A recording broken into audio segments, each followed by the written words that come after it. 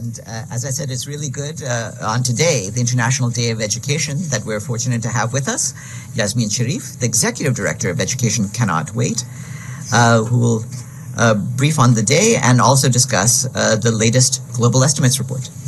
Thank you very much, Farhan. Thank you so much to you, and thank you to all friends and colleagues in the press for being here. And I wish I could wish you a happy International Day of Education, because that's the day today. But it isn't that happy. Education Cannot Wait, as you know, have just released our Global Estimates report 2025. Okay? And showing the state of education for children and adolescents who are suffering armed conflicts, climate disasters, and forced displacement. Over the past 3 years alone, the number has increased by 34 million. And today, we have a total number of 234 million children across over 50 armed conflict countries and contexts who do not access a quality education. Over 80% of them, or 80 million of them, don't even go to school. And the remaining ones, they will go in and sit behind a desk with no school supplies, no school feeding, no learning, no mental health and psychosocial services, no math, no art, no reading. So we are speaking about an extreme learning poverty. It's a disaster. And the worst is that it keeps increasing every year. And I'm here today to make a call for action, but it's a call for action again and again and again and again. When will the world listen? We are about to hit 250 million children who cannot access a quality education while they are trying to survive in the midst of very extreme, brutal armed conflicts, brutal climate disasters, or being on flight as refugees and forcibly displaced. I also want to give you the number here. 52% of all these 234 million children and adolescents who don't access a quality education, 52% are girls. 52%. 20% are children and adolescents with disabilities. And close to 20% are refugees and internally displaced. And these are our top priorities in terms of target groups. Amongst those 234 million, less than 17% can read at the end of the primary level. And here we are speaking reading a few sentences. And again, I want us to be aware that this is not a new call. It's escalating, getting worse. Soon hitting 250 million, few years down the road, 1 billion, and so on. The worst affected is sub-Saharan Africa. That's where we need to put our top priority. They are amongst those left furthest behind. Girls in Afghanistan, and you have seen the developments there, where some legal actions are now being taken by the International Court. And of course, we have 650,000 children and adolescents in Gaza who are falling completely behind over the past 14 or 15 months with no education. And I don't want to speak too much because I'll leave it to you, but I just want to say that the needs, as you can see, are fast outpacing the funds that we are receiving. And as you know, as a global fund, Education Cannot Wait, in the UN system, hosted by UNICEF, we implement the SE's reform program of joint programming. So you will have a joint program where UNHR, UNICEF, World Food Program, Save the Children, Plan International, Norwegian Refugee Council, global, local organizations, and the Ministry of Education are all working together through one program. And we collaborate also with other partners such as the International Finance Facility and the Global Partnership for Education. Still, here we are, we have the systems in place. Education Cannot Wait system has delivered over close to 12 million quality education to close to 12 million children over just a few years. But we don't have enough funding. The system is in place. We have coordination systems. We have UN coordination systems, humanitarian coordination systems, donor coordination systems in country. We have great agencies, organizations, ministers of education on the ground willing to do the job and can do the job. But the funding is not there. And here I need to stress, and for those of you who walk around the UN and go down and see the table of the number, and I think you mentioned that, Farhan, at one point, of the investments made in the military machinery globally. Over 2 trillion a year. You go down, you see the numbers, the figures. Over 2 trillion a year in the war machinery. And here we are asking for, please, can you give us a few $1 billion just to cater to these children and adolescents so they get an education because you are waging wars? And we just can't get it. And I think of, what about if we sat at home in our kitchen table and made a budget? Okay, we're gonna take 95% of our income and invest that in that so that all the siblings can fight and hurt each other. And then we can take little tiny to buy Band-Aid in case they knock each other out. I mean, there is absolutely no logic, there's no humanity, there is no intelligence, there is absolutely no sense of accountability and responsibility in that approach. And fortunately, we didn't have parents doing that. So it's easy to shift from investing trillions in war machinery towards a few hundred billions a year for children who are suffering from disruption in their education. And I will end here by saying that if we could get another $500 million, I don't even say billion, channeled through Education Cannot Wait, that goes to all our sister agencies and organizations together with the Ministry of Government, $500 million, we can reach 20 million children by 2026. And still, that's just a drop in the ocean, but it's something. Every life matters.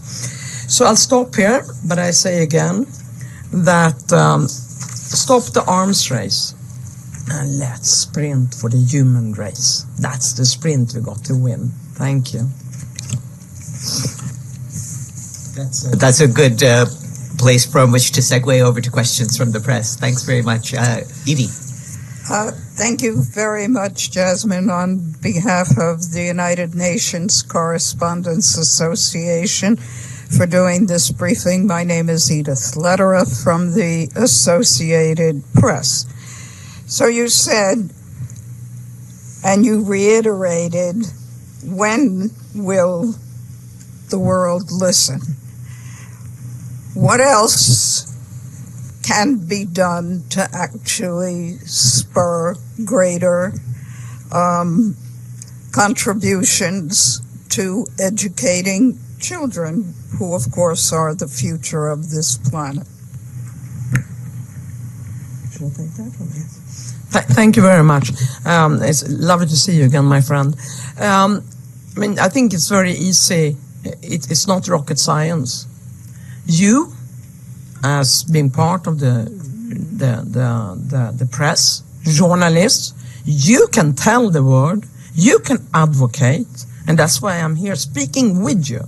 Please tell the word, make it the headlines of the word. Anyone who is engaged in politics, public office, public service, can say, time to change course now. I want to leave a legacy behind me. I invested and I contributed to invest in development rather than in destruction. Because that's what our children and grandchildren will ask us one day. As a citizen, as I vote, as a public citizen, as a civil society organization, as a member of the United Nations, we can be the advocates, we who control the funds, we can shift the funding, and never ever say you are powerless. As one of my colleagues always say, our chief of advocacy, who am I to make an impact? I'm just one of 8 billion. Well, usually it is a small group of people who can change the world. And we have a huge organization here, United Nations, but we need support for that. And we have huge civil society. And we have many ministers of education in the Sahel sitting out there helplessly trying to deliver education to their citizens and to refugees on their territory. But the finances are missing. The resources are there.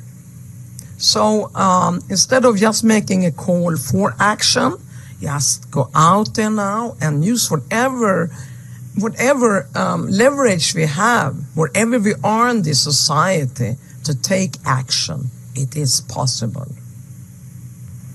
I hope that answers your question. Bisan? Thank you very much. Bisan Abu Quick with Al Jazeera Arabic. You mentioned here 5 protracted crises, but I don't see Gaza here. I don't know if you can share some numbers from Gaza and how that and I mean the portion of what happened in Gaza and children being out of education due to the war there, how that affected the numbers that you have in your report. If this is something that you can share with us now, especially given that children in Gaza have been out of school for almost 15 months. Thank you. It's a very, very important question. So the way it's been calculated is the number of children. So you have Sudan, 11 million children are out of school in Sudan. Afghanistan, you have 9.7 million children out of school. Ethiopia, 8 million. So I'm just giving you it's the number of children. In Gaza, you had 2.2 million people who were immediately affected by the extreme brutalities committed in Gaza. The number of school-age children, however, were 650,000. So you could say, because of, if you use that as a number, yes, Gaza is not mentioned. But if you look at what needs to be done in Gaza, you have to rebuild the entire education system. The entire education system.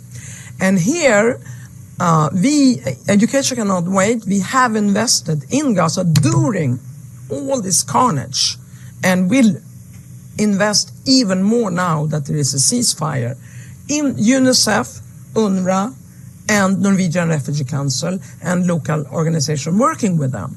So even we were among the first to come in already in November 2024.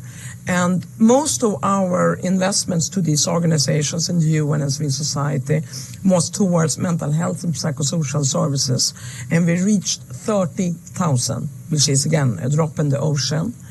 But it's based on the number. It's not based on the severity.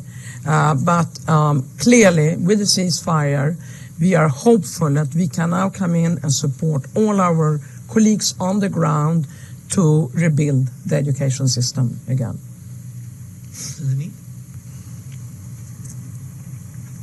Yes, Abdulhamid. Thank you, Yasmine. Abdulhamid Siam from the Arabic Daily, Al-Quds Al-Arabi. It's a follow-up to Bisan's question about Palestinians are proud. If they are proud of one thing, they are proud of their education. There is an attack on the Palestinian education system to destroy that generation, as Lazzarini said recently. So, as you can see, there is an attack on UNRWA. So how do you see the dismantling of UNRWA in Gaza and the West Bank would affect the education system on one hand? And the second, if you tell us more about the man-made crises which affected education and the natural causes like volcanoes or earthquakes or poverty or extreme poverty. So how do you divide these two reasons for a lack of education? Thank you. Thank you very much. Important questions again. Let me start with UNRWA. You know, we are one United Nations family, and we stand by each other. And UNRWA was created not by a few individuals, was created by UN member states, by the UN General Assembly. So it's much bigger than the opinion of 1 or 2 or 3 or 10 or 50 or 100. It's a General Assembly created organization. And United Nations stands by our organs.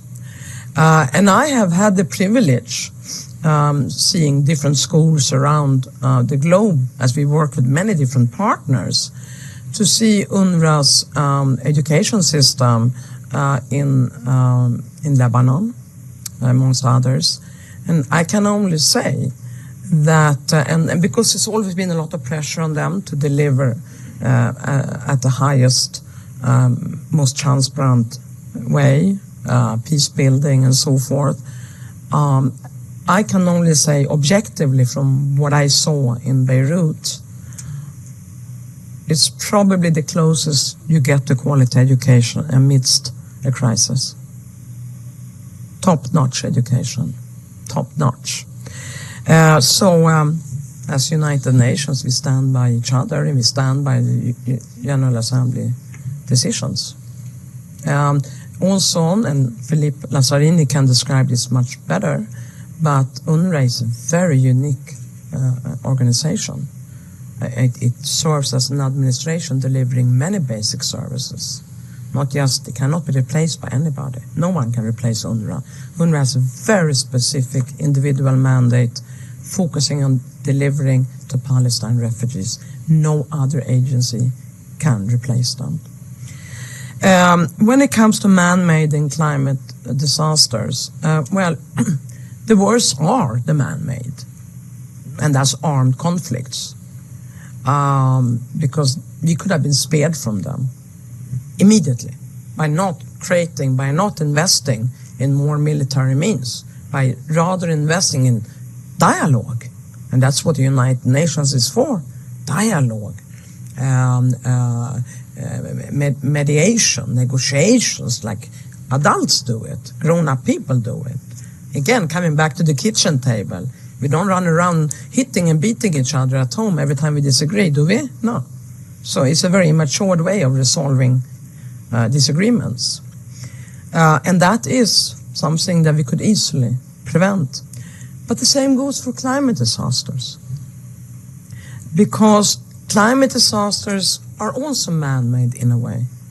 Because we are not taking the action. And we have a report and an appeal that came out right here, right now, where Education Cannot Wait outlines as to why and as to how we can prevent the increase of climate disasters and reduce them through mitigation and prevention, because they are also man-made in many ways. It's how we manage Mother Earth. So I would call a large part of that man-made as well, like the floods in Pakistan, the droughts in Somalia, and so forth. And interestingly, while the climate-induced disasters are man-made in the global north, the ones paying the price are the people in the global south. They are the ones we have to provide with education, because their education is being disrupted. Their schools in Pakistan during the flooding, I think it was about 25,000 schools were damaged or destroyed. So they can't go to school. And we need to rebuild. We need to rebuild back better so that their schools can withstand climate shocks. So that's how we look at it too. And then you combine the two of them. Out of that, you get, well, refugees, they flee en masse for a certain reason, or for the criteria in the 51 Refugee Convention. But you also have forcibly displaced for other reasons internally. and that could be climate disasters.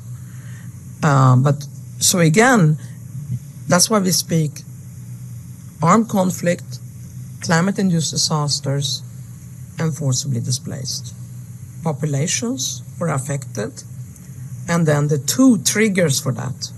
And that's why it's so important, and I would ask you, as our friends in the press, please, climate-induced disasters and funding to prevent climate change or take climate action needs to link up to education.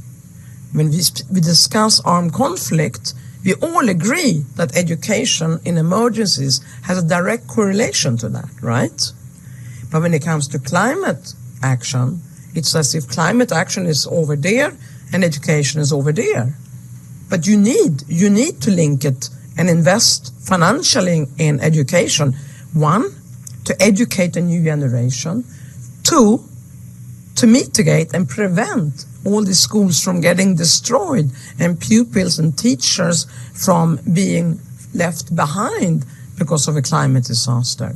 Climate disasters is not an isolated subject matter. It's just as interrelated to education and other sustainable development goals as armed conflicts are. Yvonne? Thanks, Ms. Sherif, for this briefing. Yvonne Moriarty, News, Irish National Broadcasting. So I have a couple of questions, please. So you said you're struggling for funding, clearly, but can you explain whether this is more of a crisis in funding today in comparison to previous years? And if so, why is that the case? Is it because crises have increased, or have your needs increased, or a bit of both? Also, you're asking for $500 million, and you appear to be appealing to the better nature of people and of countries.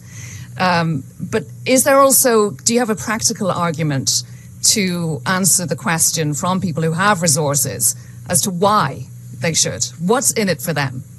And then lastly, can you comment on Afghanistan specifically, please? We've seen, obviously, the decimation of women's education over the past couple of years. What are your comments on what needs to be done there and how it can be done in a practical sense? Thanks.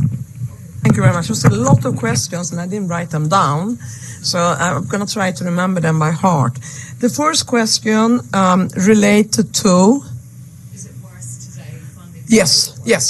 So we did see an increase because there was a long time, and that's why Education Cannot Wait was created.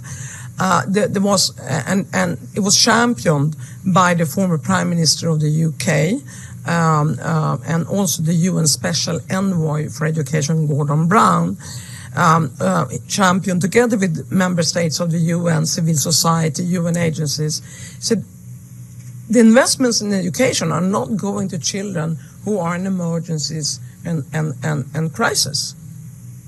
And that's how we created Education Cannot Wait. Once we were created, we could see an increase in funding towards education in emergencies and crisis.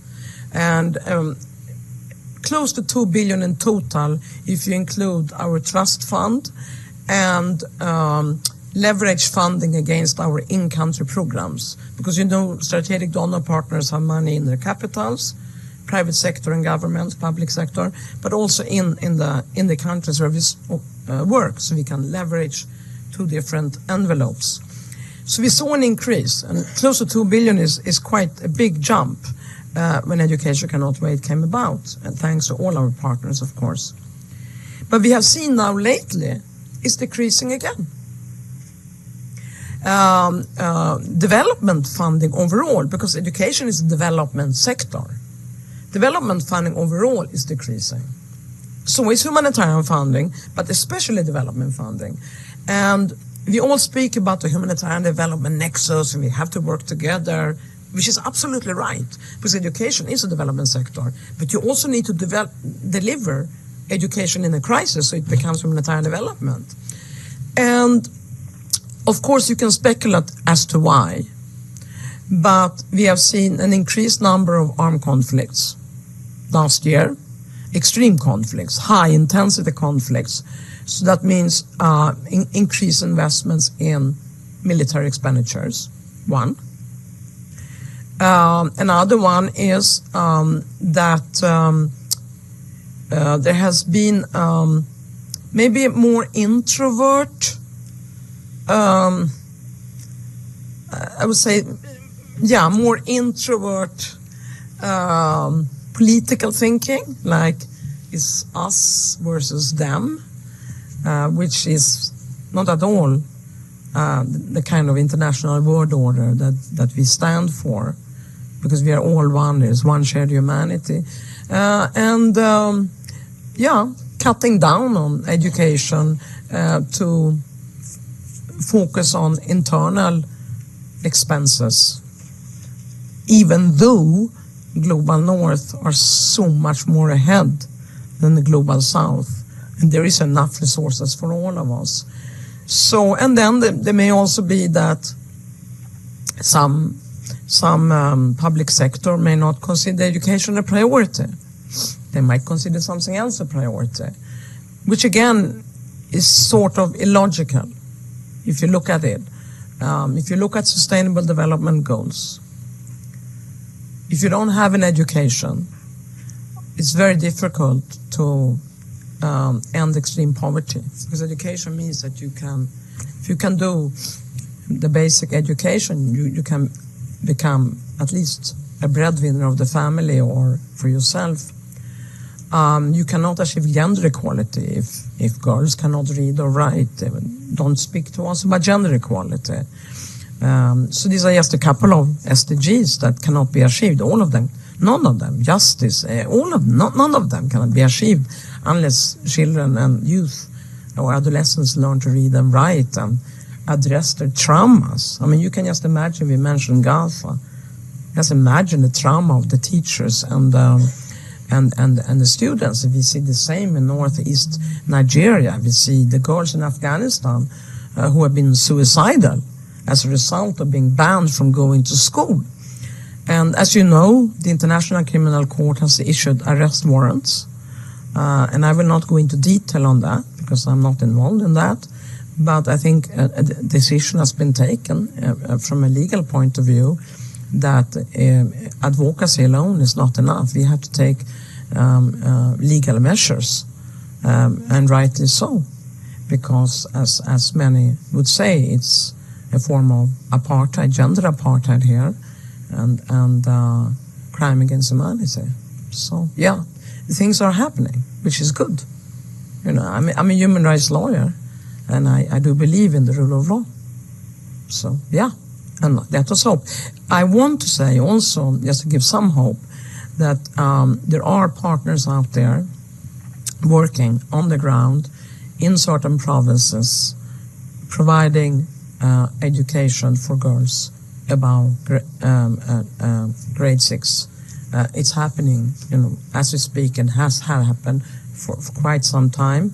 I also want to say, because we conducted the first all-women mission to Afghanistan in 21,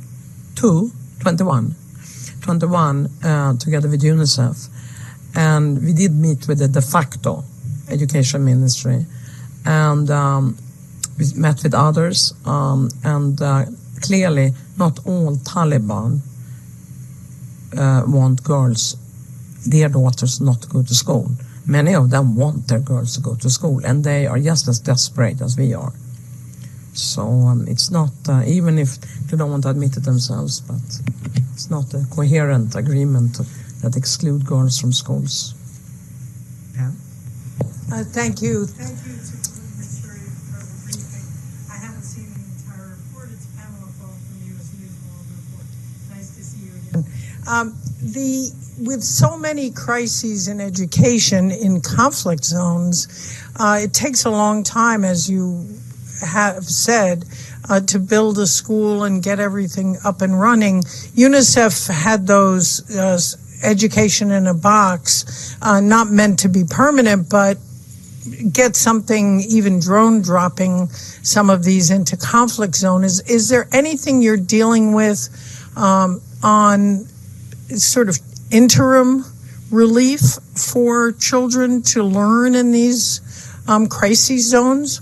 And then I have a second quick one. Just, have you taken a look at what's going on in Syria right now.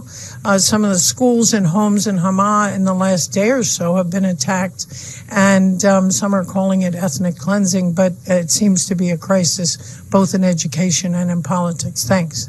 Thank you very much, Pamela. Thanks a lot. Good to see you again. First of all, it's very important. We are a fund. We are here to invest in other UN agencies, civil society organizations, and ministers of education to work together. So we don't deliver. We don't take credit for that. The ones that should get the credit in country for delivering are precisely UNICEF, UNHR, WFP, UNESCO, Save the Children, Plan International, Jesuit Refugee Service, Norwegian Refugee Council, and the numerous of local civil society organizations. You know, the grand bargain says 25% at least, and I think ECW have reached, we exceeded it, we are by like 28% now, and definitely the ministers of education. What Education Cannot Wait has brought in is, and this is thanks to our strategic donor partners because they want value for money. We want quality education. We want learning outcomes. So it isn't enough just to give them a desk. It needs to be holistic. Teachers need to be trained. There has to be trauma counseling. There has to be professional teachers. There have to be school feeding. World Food Programs plays a very big role, as does the Salvation Army and others, in ensuring that we have school feeding, and you have the whole school feeding program that has gained a lot of attraction. You need art. Not everyone is an academic, because it's all about developing the potential of the child. You need protection, because in all of these crisis situations, it's not like I'm going to school and nothing will happen. No, you may be kidnapped, you may be drafted forcibly into armed groups, you may be kidnapped for trafficking as you walk into the school.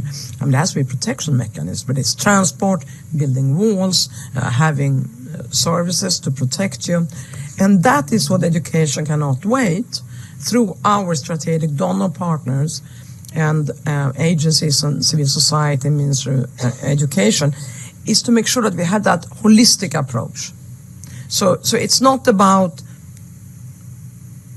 dropping anything from air. We don't do that.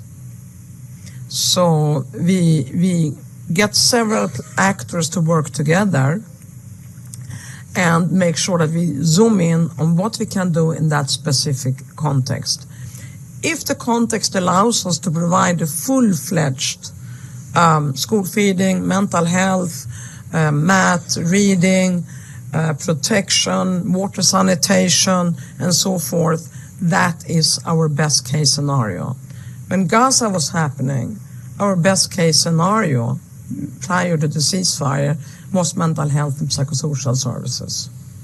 And now, of course, we are hopeful that we can start expanding into a more holistic approach with our colleagues on the ground. Don't worry that you're coughing, Pamela. I had that cold for 3 weeks. It's horrible. Sorry about that, Pam. We're going to go to our last two questions. We're going to go online. First, Iftikhar.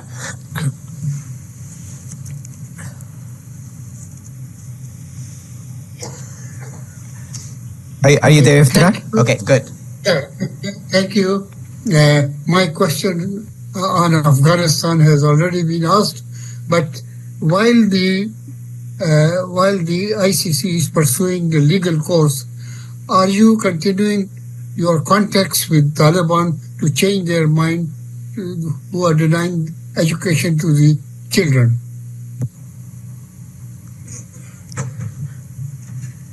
Thank you very much. I mean, I think